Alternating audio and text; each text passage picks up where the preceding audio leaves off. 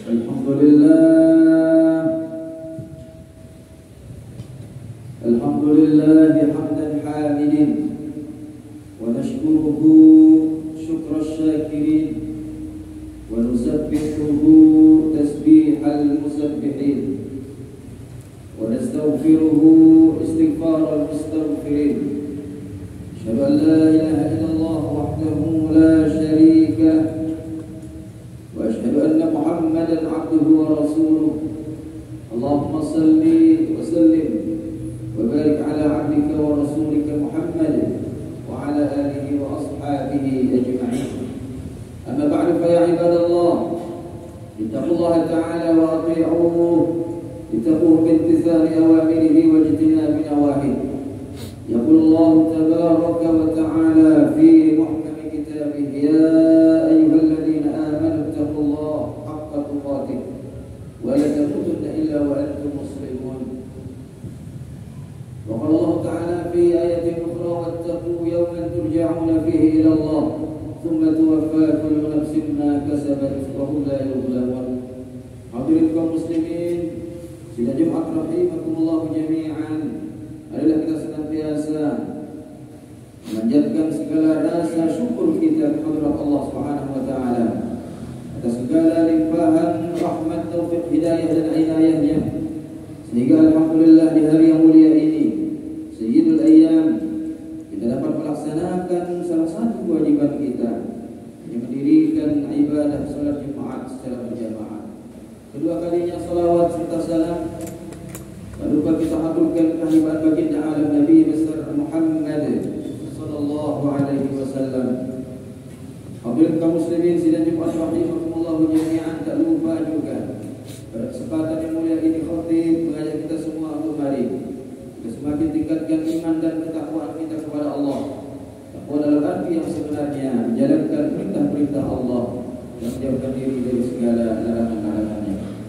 Hadirin muslimin sidang Jumat rahimakumullah jami'an, sebagaimana kita ketahui bersama bahwa syurga adalah merupakan tempat terindah yang dijanjikan oleh Allah Subhanahu wa taala untuk hamba-hambanya yang beriman dan bertakwa. Di dalam syurga yang berisi kenikmatan dan kebahagiaan yang tidak pernah terbayangkan sebelumnya. Dalam Al-Quran surah Sajadah, Allah Subhanahu wa taala berfirman, "Fala ta'lamu nafsun ma ukhfiya lahum min qurrati a'yun jazaa'an bima kanu ya'malun." Maka tidak seorang pun yang mengetahui apa yang disembunyikan untuk mereka yang menyenangkan hati sebagai balasan terhadap apa yang mereka kerjakan. Tiap umat Islam tentu mendambakan kehidupan akhirat yang penuh dengan nikmat seperti di surga. Artinya adalah keberadaan surga memang menjamin kehidupan siapapun yang tinggal di dalamnya untuk mendapat kebahagiaan yang kekal dan abadi. Surga merupakan imbalan bagi orang-orang yang beriman dan bertakwa. Menjadi penghuni surga adalah dambaan setiap manusia di muka bumi ini, yang mana sebagai tempat kehidupan abadi di akhirat nanti. Tidak hanya manusia yang merindukan surga, namun surga juga merindukan manusia. Lalu siapakah orang-orang yang dirindukan oleh surga? Hadirin kaum muslimin sidang Jumat rahimakumullah jami'an, di dalam hadis disebutkan ada 4 orang atau golongan yang dirindukan oleh surga. Yang pertama, talil Quran, orang yang gemar membaca Al-Quran. Golongan pertama adalah orang-orang yang lisannya senantiasa digunakan untuk membaca kalam Allah Subhanahu wa taala setiap waktu dan setiap kesempatan yang ada, bahkan saat lapang maupun saat sempit. yakni orang-orang yang selalu meluangkan waktu untuk membaca Al-Quran, bukan menunggu waktu luang untuk membaca Al-Quran. Kita teramat butuh dengan Al-Quran, namun kita sering meninggalkannya dengan berbagai alasan. Selain dirindukan oleh surga, orang yang membaca Al-Quran hatinya akan menjadi tenang. Sebagaimana firman Allah Subhanahu wa taala, "Alladzina amanu wa tatma'innu qulubuhum bi dzikrillah, ala bi dzikrillah tatma'innul qulub." Orang-orang yang beriman dan hati mereka menjadi tenteram dengan mengingat Allah. Ingatlah, hanya dengan mengingat Allah hati akan menjadi tenteram. Ayat di atas menerangkan kepada kita bahwasanya dengan mengingat Allah maka hati akan menjadi tenang.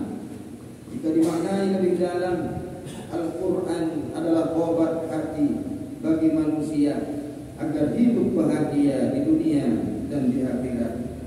Rasulullah Shallallahu Alaihi Wasallam bersabda, bacalah Al-Quran, naiklah pada derajat-derajat surga, dan bacalah dengan tartil sebagaimana engkau membacanya dengan tartil di dunia. Sesungguhnya kedudukan derajatmu pada kadar akhir ayat yang engkau baca. Dalam hal ini yang dimaksud adalah orang-orang yang bukan hanya gemar membaca Al-Quran saat bulan Ramadan saja, tetapi benar-benar menghabiskan banyak waktunya untuk melantunkan ayat-ayat Al-Quran ketika di waktu luangnya. Yang kedua, wahafizul lisan, orang-orang yang senantiasa menjaga lisannya dari berkata kotor, mencaci maki, dan menghujat. Golongan kedua ini termasuk orang-orang yang beriman. Seperti yang kita tahu, lisan adalah salah satu anggota tubuh yang merupakan nikmat dari Allah Subhanahu wa taala, tetapi juga dapat menjadi bumerang jika kita tidak dapat menjaganya. Jika kita menggunakan lisan untuk ghibah hingga menyampaikan fitnah, artinya kita semakin banyak menghabiskan waktu untuk menggunakannya melakukan hal-hal yang tidak baik. Itu berarti kita akan makin jauh dari surganya Allah Subhanahu wa taala. Di dalam sebuah hadis, baginda Rasulullah sallallahu alaihi wasallam bersabda, "An Abi Hurairah radhiyallahu anhu, anna Rasulullah sallallahu alaihi wasallam qala, man kana yu'minu billah wal yawmil akhir falyaqul khairan aw liyasmut, wa man kana yu'minu billah wal yawmil akhir falyukrim jarahu, wa man kana yu'minu billahi wal yawmil akhir falyukrim dhaifahu." Yang artinya, barang siapa yang beriman kepada Allah dari hari akhir, hendaklah dia berkata yang baik atau diam. Barang siapa yang beriman kepada Allah dan hari akhir, maka hendaknya dia menghormati tetangganya. Barang siapa yang beriman kepada Allah dan hari akhir, maka hendaklah dia memuliakan tamunya. Hadirin kaum muslimin sedang Jumat rahimakumullah jami'an.